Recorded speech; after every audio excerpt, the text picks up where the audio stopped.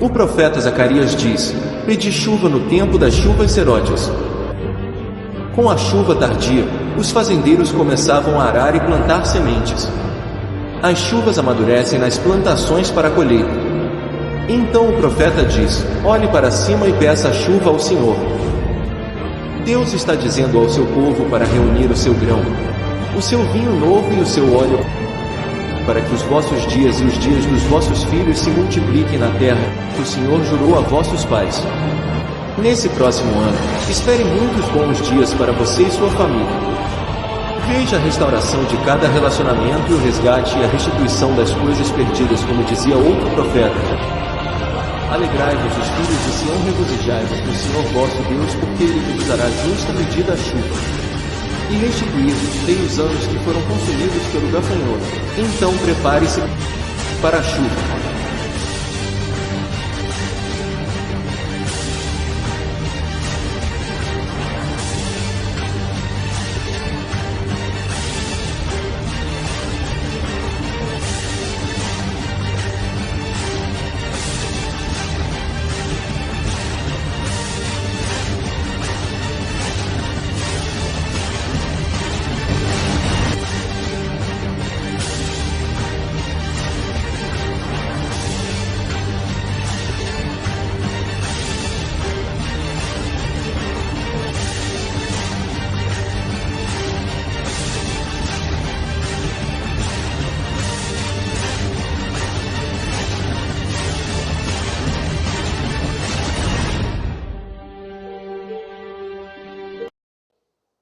Irmãos, hoje a gente vai fazer um culto mais dinâmico. A gente quer, quando eu estava vindo aqui, viu, irmãos, presta atenção no meu olhar aqui, ó.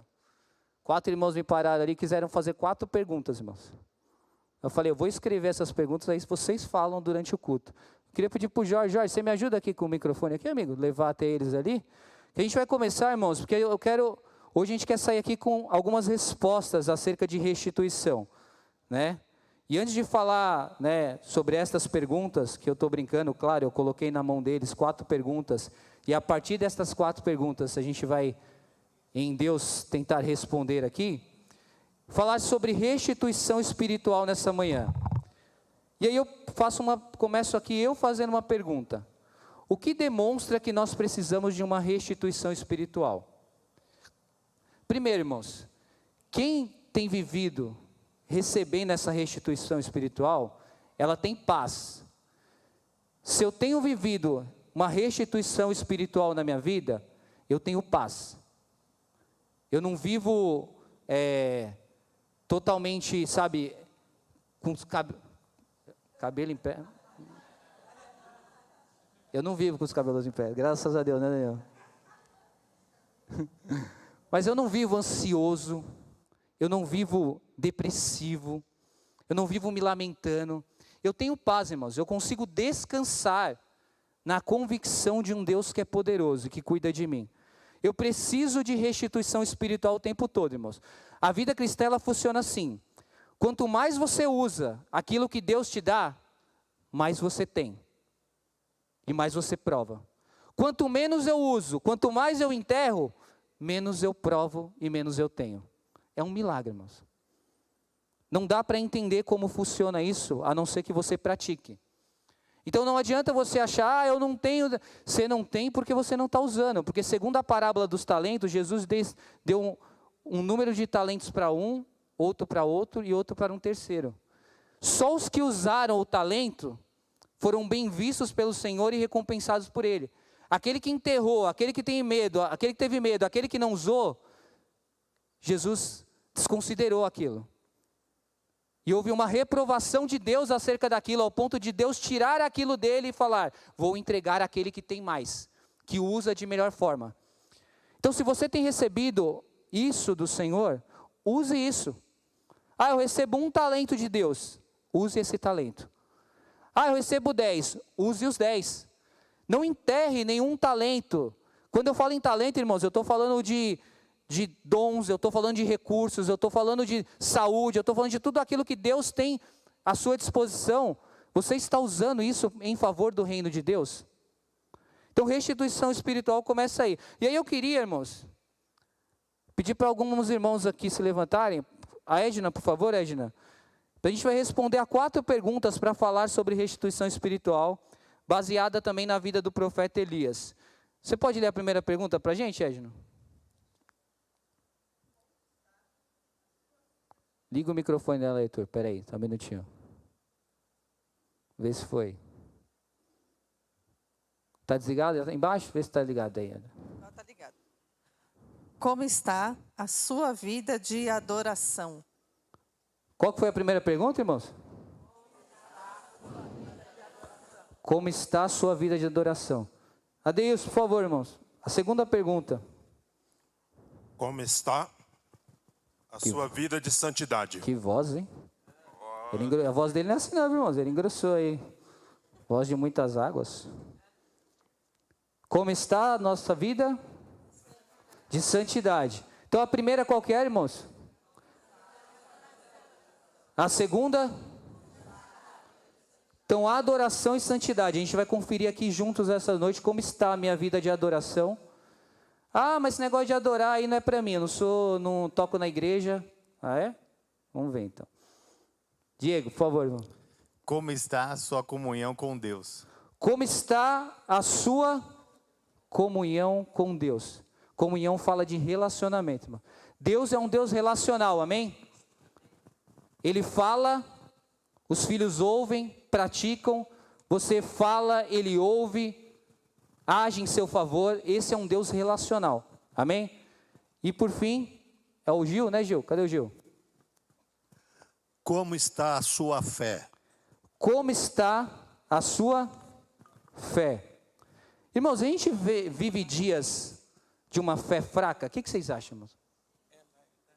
Eu vejo isso, irmãos. Você vê isso, que parece que os antigos, eles nos contam algumas coisas que você fala, nossa, mas era assim mesmo? O céu abria desse jeito lá na sua vida? E aí eles dão uns testemunhos e você fala, mas não é possível. Como é que eu não estou provando nisso nos meus dias? Irmãos, é muito comum isso acontecer. Então falar sobre adoração, santidade, comunhão e fé, são termômetros que vão revelar o quanto a nossa saúde espiritual está boa ou não.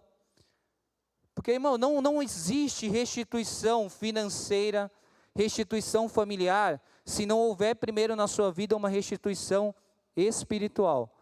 Deus é espírito. E tudo que ele vai fazer, ele vai começar agindo aonde? No espírito. Olha que pergunta difícil. Deus é espírito. Se ele vai agir na sua vida, ele vai começar aonde, irmãos? No espírito. O problema é que a gente está achando, não, se eu trabalhar muito, se eu me esforçar muito, se eu fizer isso, se eu fizer aquilo, eu vou conseguir. Não.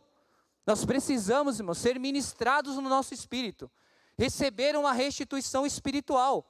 Porque eu sei que muitos de nós não têm mais orado. Muitos de nós não têm mais lido a Bíblia.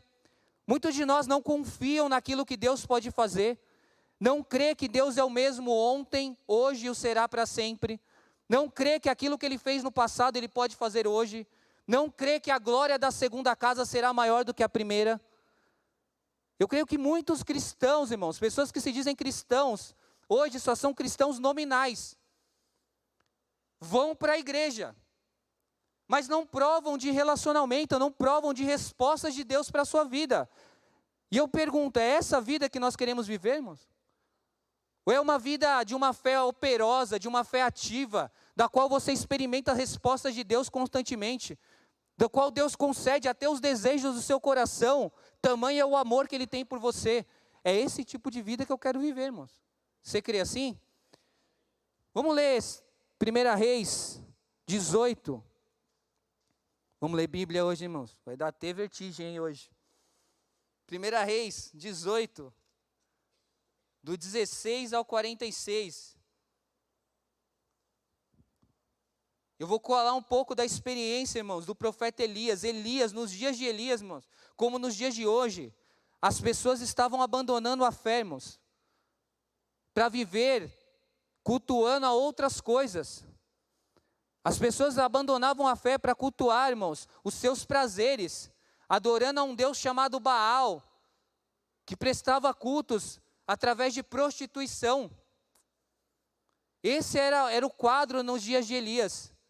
Só que eu digo com toda certeza, irmãos, não importa qual quadro você esteja, qual contexto você esteja vivendo, uma voz profética se levantará na sua casa, e essa voz profética precisa ser você.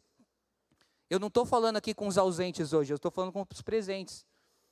Então você precisa se levantar como voz profética, irmãos. Seja qual for a palavra, seja uma palavra de juízo, seja uma palavra de graça, seja uma palavra de reconciliação, mas você precisa levantar na sua casa, amém? Vamos juntos aqui? 1 Reis 18, o texto é bem conhecido, a partir do versículo 16. Diz assim: então Obadias dirigiu-se a Acabe, passou-lhe a informação e Acabe foi ao encontro de Elias, irmãos. Quando viu Elias, disse-lhe: é você mesmo, o perturbador de Israel? Versículo 18: não tenho perturbado Israel. Elias respondeu: mas você e a família do seu pai têm. Vocês abandonaram os mandamentos do Senhor e seguiram aos Balaíns. Agora convoque todo o povo de Israel para se encontrar-se comigo no Monte Carmelo. O Senhor está nos convocando esta manhã, irmãos. E traga os 450 profetas de Baal e os 400 profetas de Azerá, que comem à mesa de Jezabel. Acabe convocou então todo o povo de Israel, reuniu os profetas no Monte Carmelo. Elias dirigiu-se ao povo e disse: até quando? Olha a pergunta que o Espírito está nos fazendo essa manhã: até quando vocês vão oscilar de um lado para o outro? Se o Senhor é Deus, sigam-no, mas se Baal é Deus, sigam-no. O povo, porém, nada respondeu, irmãos. É estranho, irmãos. O povo que se cala diante de uma pergunta que parece tão óbvia: a quem vocês vão seguir?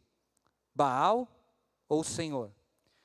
Disse então Elias: eu sou o único que restou dos profetas do Senhor, mas Baal tem 450 profetas. Tragam 2 novilhos, escolham um, cortem um no meio em pedaços e ponham sobre a lenha, mas não acendam fogo. Eu prepararei outro novilho e colocarei sobre a lenha, e também não acenderei fogo nela. Então vocês invocarão o nome de Deus, eu invocarei o nome do Senhor. O Deus que responder por meio de fogo, esse é Deus. Então todo o povo disse: o que você disse é bom. Elias disse aos profetas de Baal: escolham um dos novilhos e preparem-no primeiro. Visto que vocês são tantos, clamem pelo nome do seu Deus, mas não acendam fogo. Então pegaram o novilho que foi lhes dado e o prepararam. E clamaram pelo nome de Baal desde manhã até meio-dia. Quanto tempo, irmão? Desde manhã até meio-dia, a manhã inteira, irmão, clamando ao nome de Baal. Baal, responde-nos. Eles dançavam em volta do altar que haviam feito, mas não houve resposta. Ninguém respondeu. Ao meio-dia, Elias começou a zombar deles. Gritem mais alto, dizia, já que ele é um Deus, quem sabe ele está meditando, ou ocupado, ou viajando. Talvez esteja dormindo e precise ser despertado. Então, passaram a gritar ainda mais alto. Vai vendo a cena. Eles começaram a se ferir com espadas e lanças, de acordo com o costume deles, até sangrarem. Passou o meio-dia e eles continuaram profetizando até a hora do sacrifício da tarde. Mas não houve resposta alguma. Ninguém respondeu, ninguém deu atenção. Então Elias disse a todo o povo: aproximem-se de mim. O que Elias pediu, irmãos? É isso que o Senhor espera de nós nessa manhã. Aproximem-se dele. O povo se aproximou e Elias reparou o altar do Senhor que estava em ruínas. Depois apanhou 12 pedras, uma para cada tribo dos descendentes de Israel, a quem a palavra do Senhor tinha sido dirigida, dizendo-lhe: seu nome será Israel. Com as pedras construiu um altar em honra ao nome do Senhor. Cavou ao redor delas uma valeta, na qual não poderiam ser semeadas 2 medidas de semente. Depois arrumou a lenha, cortou o novilho em pedaço e pôs sobre a lenha. Então disse: encham-se de água 4 jarras grandes e derramem sobre o holocausto e sobre a lenha. Façam novamente, disse, e eles fizeram de novo. Façam pela terceira vez, ordenou, e eles o fizeram pela terceira vez. Estou no versículo 35. A água escorria do altar, chegando a encher a valeta. À hora do sacrifício, o profeta Elias colocou-se à frente do altar e orou. Atentos à oração de Elias aqui, irmãos. O Senhor, Deus de Abraão, de Isaque, Deus de Abraão, de Isaque e de Israel, que hoje fique conhecido que tu és Deus em Israel, e que sou teu servo, e que fiz todas essas coisas por ordem tua. Responde-me, Senhor, responde-me, para que este povo saiba que tu és o Senhor, és Deus, e que fazes o coração deles voltar para ti. Então, o fogo do Senhor caiu, queimou completamente o holocausto e a lenha, as pedras e o chão, e também secou totalmente a água na valeta. Quando o povo viu isso, todos caíram prostrados e gritaram: o Senhor é Deus, o Senhor é Deus.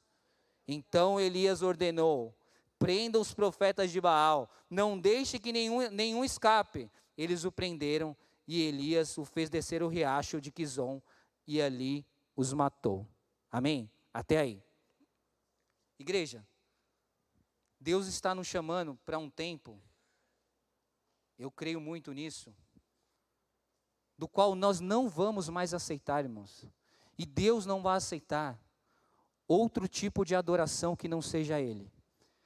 Deus tem algum problema de autoestima, irmãos? O que vocês acham?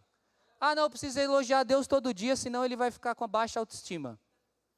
É assim? Não. Deus não tem problema nenhum de autoestima. Mas o fato é, você já deve ter percebido isso. Se você não adorar a Deus, você vai adorar outras coisas. Se você não adora, porque Deus pede para que o povo o adorem? Porque quando eu não adoro a Deus, irmãos, eu vou adorar outras coisas. Na época de Elias, eles adoravam estátuas, adoravam imagens. Nos nossos dias há muitos outros deuses que o povo de Deus está adorando. Porque eu estou falando aqui com o povo de Israel. Eu estou falando aqui com o povo de Deus, amém? Você é povo de Deus? Então eu quero que você confira hoje como anda a sua vida de adoração. Como você tem lidado com os ídolos dos nossos dias, irmãos. Se você não adora a Deus, ídolos se levantarão dentro da sua casa. Eu listei aqui alguns ídolos que a gente pode adorar. Seja você jovem, mais experiente, seja você já idoso. Você pode adorar as coisas, irmãos. O que é adoração? Como eu poderia resumir a adoração, irmãos? É tudo aquilo que eu tenho grande prazer em provar, em viver, em praticar. Que se eu me fizer uma pergunta, por exemplo, se eu tirar isso da minha vida hoje, qual o efeito disso na minha vida? E quando a resposta acerca disso é, eu me sentiria muito triste. Eu não conseguiria viver. Isso é um ídolo na sua vida. Nós podemos transformar a nossa família em ídolos. Mas mais do que isso, nós podemos transformar o prazer num ídolo. Nós podemos transformar, irmãos, o bem-estar num ídolo. Porque Jesus não garantiu a nós, Elias também não, a uma vida de bem-estar. Quando Jesus disse, eu vim para que tenham vida e a tenham em abundância, Ele estava primeiro falando, irmãos, de um lado espiritual na sua vida.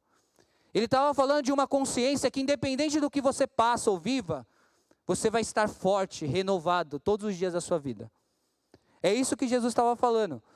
Alguns ídolos dos nossos dias, o prazer, a vaidade, os relacionamentos, a tecnologia, redes sociais, irmãos. Tenho lido muito sobre redes sociais e os perigos das redes sociais. E eu tenho certeza que muita gente aqui hoje, irmãos, dorme, acorda e a primeira coisa que faz quando levanta é olhar nas redes sociais. E a última coisa que faz antes de dormir é conferir a sua rede social. Deixa eu ver a foto que eu postei, quantas pessoas curtiram. Afinal, eu preciso saber como é que as pessoas estão me vendo. Adoração, irmãos. Adoração a si mesmo, ao ego. Deixa eu postar minha última conquista.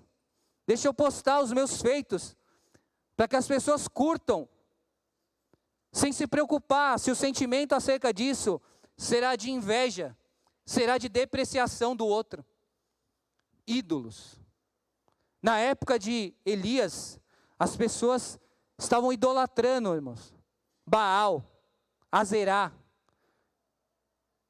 A maior característica de quem não está adorando a Deus, mas está adorando a outras coisas, você fica mudo, você fica cego, há uma frieza espiritual na sua vida, você não consegue mais, num ambiente de adoração, num ambiente onde as pessoas provam, seus sentimentos são aflorados, elas têm convicção de fé acerca do que o Espírito Santo está fazendo, você não consegue mais provar disso, porque você está adorando a outras coisas.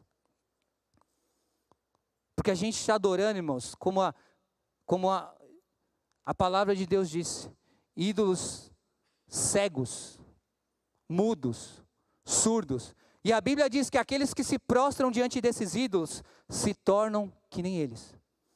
Se sua voz não está sendo ouvida dentro da sua casa, talvez porque você esteja adorando outras coisas. Vocês estão com uma cara engraçada. Se vocês soubessem. João 14, 23 ao 24. Diz assim: mas vem a hora e já chegou, em que os verdadeiros adoradores adorarão ao Pai em espírito e em verdade, porque são estes que o Pai procura. Adoradores não se encontram em qualquer lugar, irmãos. Pessoas que adoram a Deus, que têm colocado Deus, tanto que quando Jesus foi ser tentado pelo diabo, o diabo sugeriu isso: eu posso te dar todos os reinos dessa terra, se prostrares diante de mim, se me adorar. Então cuidado com o que você tem adorado. Faça uma leitura da sua vida, um diagnóstico. Olhe para dentro de si nesta manhã. Examine se o seu trabalho, o dinheiro, o poder, as redes sociais, a tecnologia não estão tomando um lugar da sua vida que deveria ser de Deus. Amém? Vamos junto aqui. Segunda pergunta. Como está a sua vida de santidade? Vixe. Deus separou um povo, irmãos, para chamar de seu. Esse povo tem uma marca, a santidade. Santidade quer dizer ser separado por Deus. Você será tentado o tempo todo a negociar a sua santidade. É ou não é? Santidade fala de integridade. O que eu faço quando ninguém está vendo? Ah, no meio do povo é uma bênção. Mas quando eu estou sozinho, quando as oportunidades vêm, quando o pecado jaz à minha porta, qual é o meu comportamento diante disso? Esse é um questionamento que a gente deve se fazer, porque a Bíblia diz, irmãos, sem santidade, ninguém verá o Senhor. Ninguém. Santidade faz parte dos filhos de Deus. Ah, Nenê, isso está ultrapassado. Ah, isso aí não é mais, isso aí é coisa da igreja antiga. Não, irmãos. Ser santo é uma orientação de Deus para as nossas vidas. Sede santo como eu sou santo. Então porque você, irmãos, deixa eu falar um negócio. Santidade diz respeito àquilo que você pensa.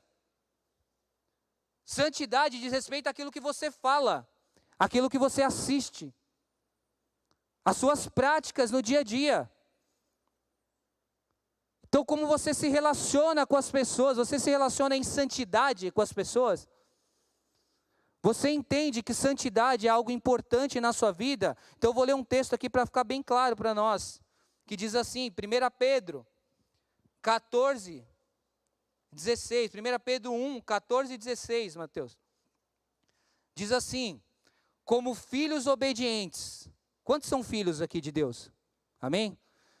Então diz assim, como filhos obedientes, não se deixem amoldar pelos maus desejos de outrora, quando viviam na ignorância. Mas assim como é santo aquele que vos chamou, sejam santos vocês também, no que, irmãos? Em tudo que fizerem. No que eu preciso ser santo? Em tudo, pois está escrito, sejam santos, porque eu sou santo. Eu queria ler mais um texto para ficar bem claro o perigo que é a gente achar que não é importante viver em santidade. Ah, que tudo bem eu ver aquele filme inadequado. Que tudo bem eu ver imagens inadequadas, eu falar coisas inadequadas. E aqui não está falando, irmãos, o santarrão aqui, hein? Não fiquem achando que eu sou grande coisa, não. Eu preciso me policiar o tempo todo. Eu preciso o tempo todo estar guardando o meu coração, os meus olhos, a minha boca. Não é assim na sua vida também? E quando a gente erra, a gente não fica com um incômodo dentro de nós que o Espírito Santo começa a gerar? Só que tem momentos, irmãos, que a gente para de sentir esse incômodo e sabe o que está acontecendo? A gente está transformando. A gente está trazendo o que é profano para aquilo que é santo e achando que isso é normal. E o texto de Hebreus 12 diz assim: segui a paz, Hebreus 12, versículo 14 e 16, segui a paz com todos, e a santificação, sem a qual ninguém verá o Senhor. Tenham cuidado, e ainda estou falando sobre santidade, tenham cuidado de que ninguém se prive ou caia da graça de Deus, e de que nenhuma raiz de amargura brotando vos perturbe, e por ela muitos se contaminem. E ninguém seja devasso ou profano, como Esaú, que por uma refeição vendeu seu direito à primogenitura. O que eu quero dizer com isso? Santidade, como nós somos tentados na nossa santidade? Nas coisas pequenas, irmãos. Ah, não, uma mentirinha. Ah, não, falei, mas não era isso que eu queria dizer. Uma meia-verdade. Um assunto desnecessário com pessoas que não deveriam ouvir essas coisas. Se envolve, às vezes, em roda de escarnecedores. Ah, tudo bem, lá no meu trabalho só tem crente. Ah, então tudo bem a gente falar de outras pessoas. Todo mundo é crente. Aliás, vamos falar aqui para a gente orar por ela, inclusive. Vamos orar aqui, irmão. Cuidado, irmãos. Santidade. Sem ela, ninguém verá o Senhor. O que eu quero levar hoje aqui a gente a pensar, igreja, é que se não há uma saúde espiritual na minha vida, se não há essas práticas na minha vida, eu estou precisando de uma restituição espiritual, que só o Senhor pode fazer, mas Ele espera de nós uma ação prática. A restituição, certamente ela virá, é isso que a gente tem dito aqui, baseado na experiência do profeta Joel. Só que se você ler, Joel tem 3 capítulos, irmãos, eu aconselho vocês a lerem. Antes da restituição prometida em Joel, há arrependimento, há mudança de comportamento. Há uma metanoia, as pessoas começam a se comportar de outra forma, a viver de outro jeito.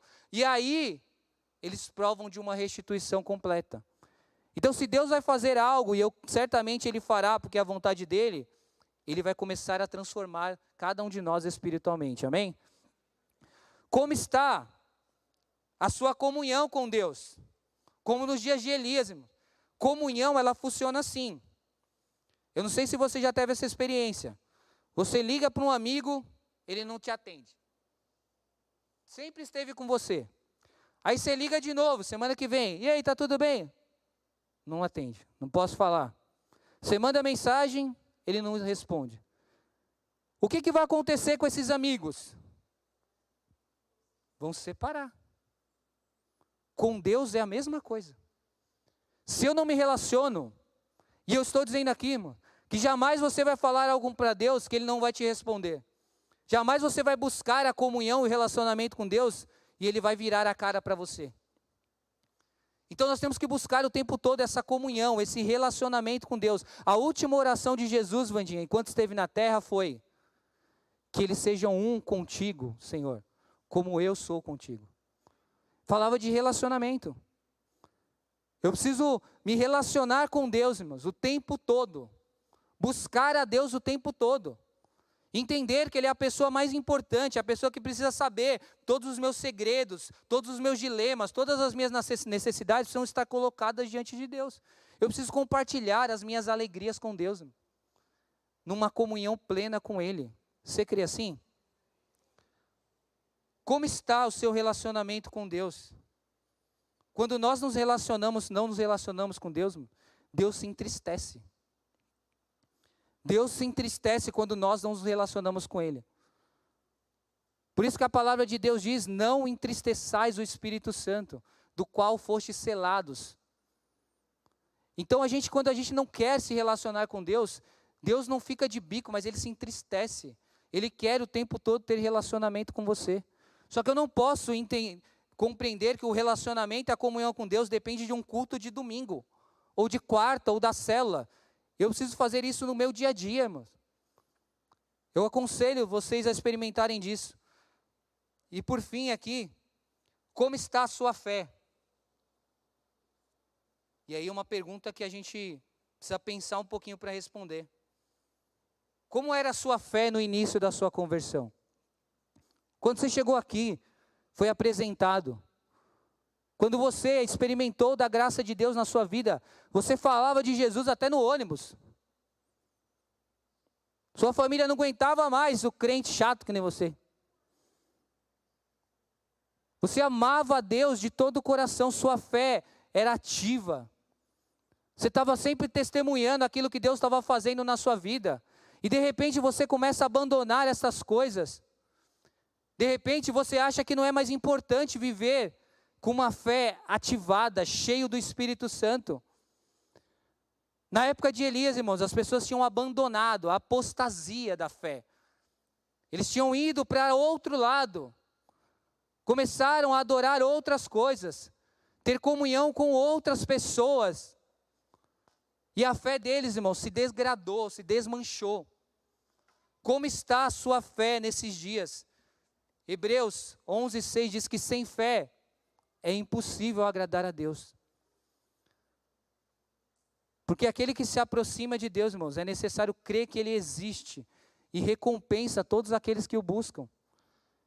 Então você precisa examinar se a sua fé, Tiago 1:6 e 8 diz assim: peçam, porém, com fé, sem duvidar, pois aquele que duvida é semelhante à onda do mar, levada e agitada pelo vento. Portanto, não pense que tal pessoa receberá coisa alguma do Senhor. Uma vez que tem a mente dividida, é estável em tudo o que faz. Está calor aqui, né, irmãos? Fé, irmãos, diz respeito à convicção. Eu não consigo viver com a fé do outro. Eu vou lá num culto lá que o pastor tem muita fé. Mas e a sua? Como está a sua fé?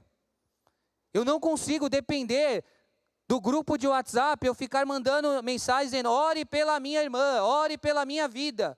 Eu preciso ter uma fé sobrenatural. Eu preciso buscar o dom da fé.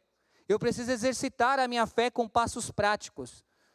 Eu orei, criei, não estou convicto, comece a caminhar agora. Eu preciso de um emprego novo, eu preciso fazer um curso novo, eu preciso fazer mudanças na minha vida, eu preciso fazer algo, mas eu preciso agir.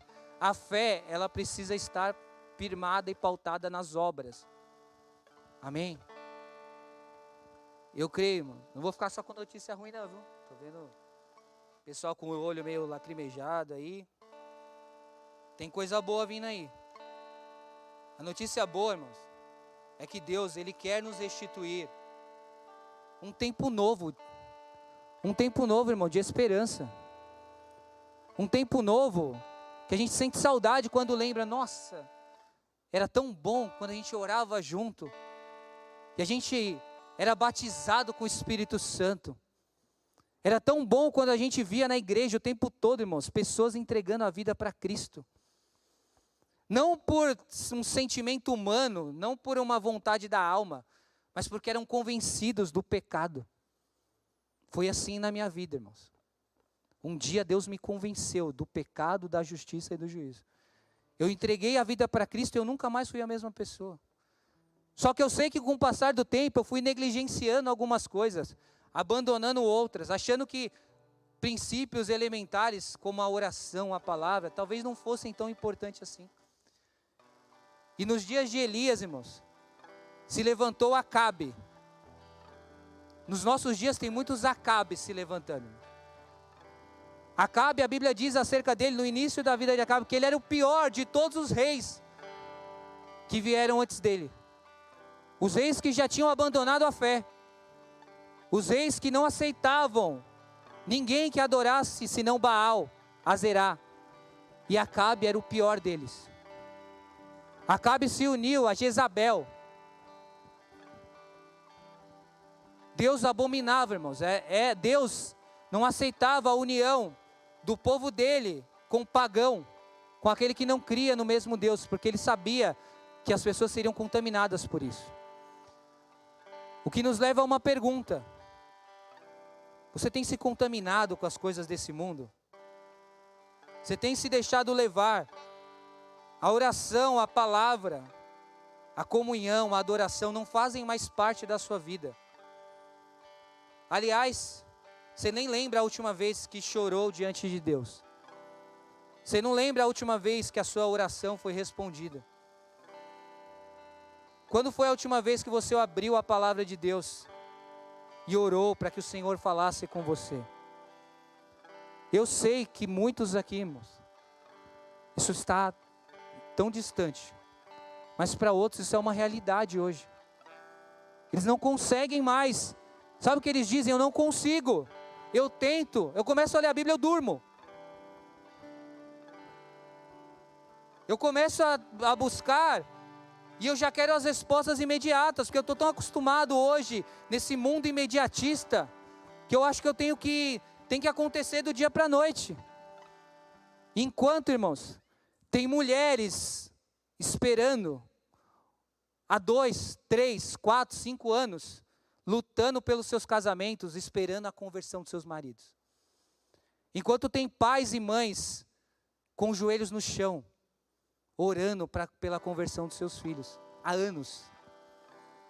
Porque elas creem, irmãos, elas continuam adorando a Deus, elas continuam preservando a sua santidade, elas continuam em comunhão com Deus, e Deus tem consolado, Deus tem ajudado, Deus tem fortalecido essas pessoas. Sabe o que vai acontecer, irmãos? O que aconteceu nos dias de Elias. A Bíblia diz, irmãos, que depois que Elias enviou o fogo do céu, depois que todos os ídolos, foram eliminados, todos os falsos profetas, tudo aquilo que corrompia a vontade de Deus na vida daquele povo, Deus enviou chuva. 3 anos e meio depois, há quantos anos você tem lutado com algumas coisas na sua vida? Deus vai enviar chuva nesta manhã. Queria pedir para a gente ficar de pé. Queria te convidar, irmãos, a orar comigo nesta manhã, baseado no profeta Isaías. Isaías 61, Deus promete uma restituição espiritual que viria por meio de Jesus Cristo. O que eu preciso fazer? Crer. Estamos no ano da bondade do Senhor. Você crê assim? O ano da manifestação da graça de Deus. Elias veio trazer juízo sobre aquela nação, necessário, um juízo necessário. Deus agora quer nos restituir através da graça dele. Você crê assim? O Espírito do soberano Deus, Isaías 61, vou ler rapidamente aqui, para que a gente possa orar. O Espírito do Senhor está sobre mim, Jesus disse, porque o Senhor me ungiu, olha a restituição, para levar boas notícias aos pobres. Enviou-me para cuidar dos que estão com o coração quebrantado, anunciar liberdade aos cativos, libertação das trevas aos prisioneiros, para proclamar o ano da bondade do Senhor, o dia da vingança do nosso Deus. Ele veio consolar todos que andam tristes e dar aos que choram na zona norte uma bela coroa em vez de cinzas. Ele trará sobre a sua vida óleo de alegria em vez de pranto, um manto de louvor em vez de espírito deprimido, em nome de Jesus. O Senhor está removendo a depressão da sua vida agora. Você não viverá mais do passado. Deus tem uma restituição de alegria para a sua vida nesta manhã. Você crê assim? Eu creio que a restituição espiritual, ela vem de paz, de alegria e de justiça. Olha que tremendo. Vocês serão chamados, irmãos, carvalhos de justiça, plantio do Senhor para a manifestação da sua glória. E a restituição continua. Eles reconstruirão as velhas ruínas, restaurarão os antigos escombros, renovarão as cidades arruinadas que têm sido devastadas de geração em geração. Gente de fora, irmãos, as pessoas vão ver isso na sua vida. Vai pastorear os rebanhos de vocês. Estrangeiros trabalharão em seus campos e vinhas. Vocês serão chamados sacerdotes do Senhor, ministros do nosso Deus. Vocês se alimentarão das riquezas das nações, e do que era orgulho delas, vocês se orgulharão. Em lugar de vergonha, recebe essa palavra em nome de Jesus. Em lugar de vergonha que você sofreu, o meu povo receberá nesta manhã dupla honra. Em vez de humilhação, ele se alegrará em sua herança, pois ele dará uma porção dupla em sua terra, terra de alegria eterna. Você pode aplaudir ao Senhor? Em nome de Jesus, eu queria te convidar. Você que quer receber nesta manhã, aqueles que querem, irmãos. O Espírito Santo está se movendo aqui nesta manhã para dar esta palavra a cada um de nós, para cumprir esta palavra sobre cada um de nós. Se você quer isso, vem aqui à frente, vem aqui receber essa restituição espiritual. Você que quer provar, Neném, meu problema é financeiro, meu problema é familiar, vai começar com a restituição espiritual. Vai começar, irmãos, com uma marca na sua vida, tão notável, tão latente, tão profunda, que as pessoas, elas entenderão o que está acontecendo. Ah, mas você é tanto tempo crente, você há tanto tempo é evangélico, vai para a igreja, mas agora eu vejo algo diferente na sua vida. Irmãos, ser crente, cristão, evangélico, não é sobrenome, irmãos. É identidade, é convicção de fé, é provar diariamente de experiências novas na sua vida. Chega de você viver uma vida mais ou menos. Chega de aceitar qualquer coisa na sua vida. Chega de achar que, se eu viver como todo mundo vive, está tudo bem, porque não está. Jorge, os ministros aí estão com o óleo para a gente ungir? A gente vai ungir vocês, irmãos. E vocês vão receber e crer nessa restituição espiritual que o Senhor está dando na sua vida hoje. Uma dupla honra. Se dispõe, irmãos, deixa eu falar. Deus só quer a nossa disposição. O que Deus quer? A sua disposição. Eu quero viver de forma santa. Eu quero adorar a Deus. Eu quero uma fé renovada, transformada. Eu quero viver um relacionamento com Deus. Eu quero chegar aqui e falar: Deus falou comigo. Sabe por que eu mudei de trabalho? Porque Deus falou comigo. É isso que a gente quer viver, irmãos. Elias viveu. Os profetas viveram. Os apóstolos viveram. Muitos aqui já viveram isso em suas vidas. Por que não? Por que não o Senhor fazer de novo na sua vida? Uma dupla honra. É isso que o Senhor tem.